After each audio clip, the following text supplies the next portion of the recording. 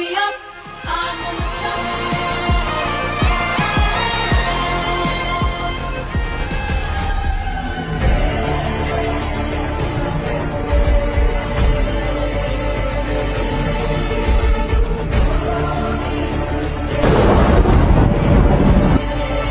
ತಾಲೂಕಿನ ನಾಡಿನಲ್ಲಿ ಗುಹಾಂತರ ದೇವಾಲಯಗಳ ಅಂದರೆ ಮೇಣಬಸ್ತಿಗಳ ಎದುರಿಗೆ ಇರ್ತಕ್ಕಂಥದ್ದು ಹಾಗೂ ಮ್ಯೂಸಿಯಂ ಈ ಎರಡರ ಮಧ್ಯದಲ್ಲಿರ್ತಕ್ಕಂಥ ಏನು ಅಗಸ್ತ್ಯ ತೀರ್ಥ ಹೊಂಡ ಅಂತೇಳಿ ನಾವೇನು ಕರಿತೀವಿ, ಅದು ಇವತ್ತಿನ ದಿವಸ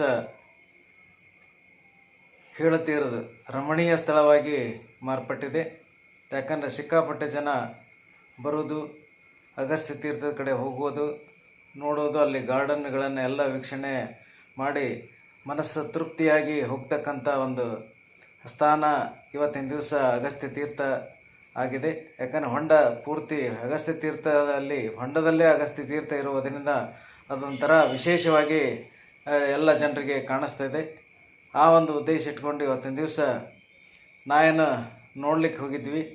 ಆ ಒಂದು ನೋಟವನ್ನು ನೋಡಿ ಎಲ್ಲರ ನೋಡ್ತಕ್ಕಂಥ ಒಂದು ಸ್ಥಳ ಇದಾಗಿದೆ.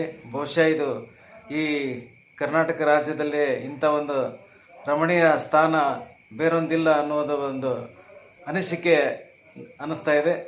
ಆ ಒಂದು ದಿಶೆಯಲ್ಲಿ ಇವತ್ತಿನ ದಿವಸ ಗುಹಾಂತರ ದೇವಾಲಯಗಳ ಹಾಗೂ ಮ್ಯೂಸಿಯಂ ಮಧ್ಯದಲ್ಲಿರ್ತಕ್ಕಂಥ ಹೊಂಡದ ಅಗಸ್ತ್ಯ ತೀರ್ಥ ಏನು ಉದ್ಭವಿಸಿದೆ, ಅದರ ಒಂದು ರಮಣೀಯ ಒಂದು ವಿಶೇಷವಾದಂಥ ಒಂದು ಸ್ಥಾನ ಇವತ್ತು ಮಾರ್ಪಟ್ಟಿದೆ ಅಂತ ಹೇಳಲಿಕ್ಕೆ ನನಗೆ ತುಂಬ ಸಂತೋಷವಾಗ್ತಿದೆ. ಆದ್ದರಿಂದ ಕರ್ನಾಟಕ ರಾಜ್ಯ ಹಸಿರು ಕ್ರಾಂತಿ ರೈತ ಸಂಘದ ವತಿಯಿಂದ ಈ ಮಳೆರಾಯನಿಗೆ ಎಷ್ಟು ಧನ್ಯವಾದ ಸಲ್ಲಿಸಿದ್ರು.